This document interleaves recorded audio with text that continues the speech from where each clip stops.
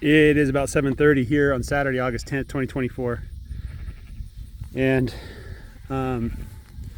we moved the sheep to the pen this morning, and we went through each one of them, put hands on them and checked their hooves, checked their eyes, tagged the ones that weren't tagged. So now every sheep is tagged. And we have, I believe, 89 sheep total.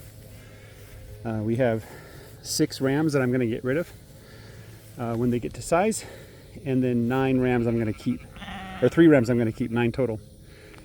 And so that means that we have 80 sheep, 80 ewes. I put Granny back with the sheep. I think she's still struggling. She's out there in the goat weed. The water's out there too, so I don't know how well they're going to do getting water when it's all the way out here. They decided to run towards the west of the field and get the stuff here. So we have, oh, hold on, 79 ewes, because there's another ram lamb that I'm going to harvest on Monday morning probably. So the grass here is super thick and super nice. I'll get the sheep a first chance to go at it. I have them set up to cover 30 feet a day in the north-south direction. So that's, I think, 3 months. Let's see, 30 feet times 90 is, yeah, it's about 3 months, 2.8 months or something like that. And we'll be back at the southern end of the pasture in November, right? So I'm just going to have them go through this area, graze what they can. I might set apart this northern half as a stockpile, but the grass over on the east end is so tall, along with the goat weed. They're competing with each other, and they're both growing super tall, where I used to keep a lot of chickens. So I expect to get lots of forage out of that. So that's kind of the story there. In terms of hoof problems, we had a couple sheep that had some hoof problems. Just tiny bit of hoof rot or hoof scald. And that was like 3 or 4. I sprayed some to be on the safe side. Like if I saw some white dust or fungal growth or whatever, I'd spray the hoof. The vast majority had perfectly fine hooves, and a couple had hoof problems where I decided I was going to go in there and trim the hooves. And just in case you're wondering, my philosophy on trimming hooves now is not to do it at all. I only do it in extreme cases. And in the future, if I have to trim a sheep's hoof, I'm probably just going to let it go. But for now, it's not a big deal. And I think part of the reason why they have hoof problems is because I didn't quite trim the hooves correctly. So I assume a lot of that is my fault. But, you know, hopefully they're just doing a good time. One thing I noticed with the hooves is it seems like where the hoof problems were, there's a separation between like the old hoof growth and the new hoof growth. The old hoof growth was a darker color, thicker, and the new hoof growth was a lighter color and thinner. Okay, so, oh, by the way, this is the star of the day. This lady was so huge and fat and just a beautiful ewe.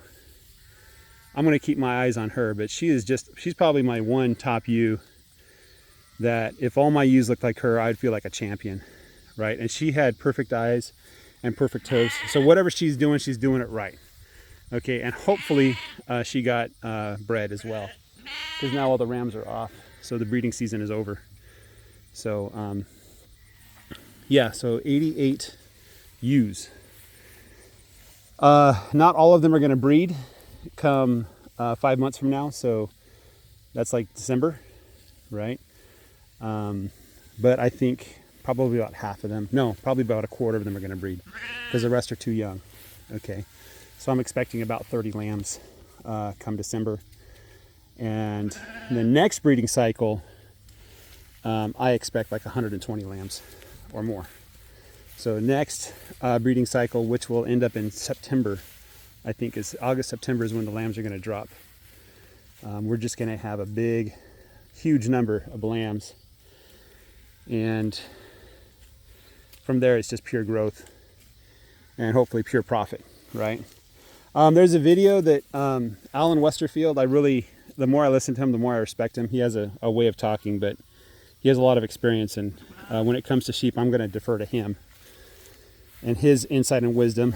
I'm not going to follow his practices 100%, but I think he has some insights to this industry that I should pay attention to. And one of the things that he warns about is the tendency of sheep farmers on YouTube to say, oh, we're going to make millions and millions. And recently he put out a satirical video where, you know, he's like saying, oh, this ram lamb's worth $600 and this ewe's worth $800 and, you know, that one's worth $2,000 and all that kind of stuff, right? And his point was that when you're doing commodity sheep sales, you go to the market and you get the price you get. You can look up on the USD website what people are getting for their sheep. It's public knowledge, what the average price of sheep is. And as of right now, it's about the 220 for 100 pounds. And that's for the smaller lambs. So the bigger ones, ones that are almost 100 pounds, those guys are like 180. So they're getting about a 180, 190 for those lambs. You know, so it's not a super duper awesome market. At least I looked at San Antonio. So it's not a super duper awesome market. I think he made a comment about how many sheep are being sold and bought. I don't know if it's satirical or not, but he said something like there's so many lambs that they had to sell for 2 days. And I looked at the numbers in Texas. I think he mentioned Texas. I didn't see those numbers, so I don't know if he's been satirical or not. I have a hard time telling when he's being ironic or when he's being serious. So I just assume that most of the stuff he says is a joke. So that's my kind of outlook on this is I don't need to get $300, $400 per ewe or per lamb to make money here. I should be able to make money just fine on 150 or even lower, right? It all depends on my ability to process those numbers of sheep, right? And so today I had myself, my wife, and 3 teenage kids processing sheep, and it took us 4.5 hours to go through all 80 of them. So you multiply that up by a factor of 10, and either we're going to spend a whole week processing those sheep, 8 hours a day, or we're going to have to hire a lot more people. And when we get to those numbers, I'm going to just build a system. You know, I'm going to invest in a good system to process the sheep so we can do them a lot quicker. And I need to get to the point where I don't really look at the sheep except for a few seconds and decide whether to keep it or let it go. So that's kind of what I need to be going and shooting for. Anyway, guys, have a great day. Take care and bye-bye.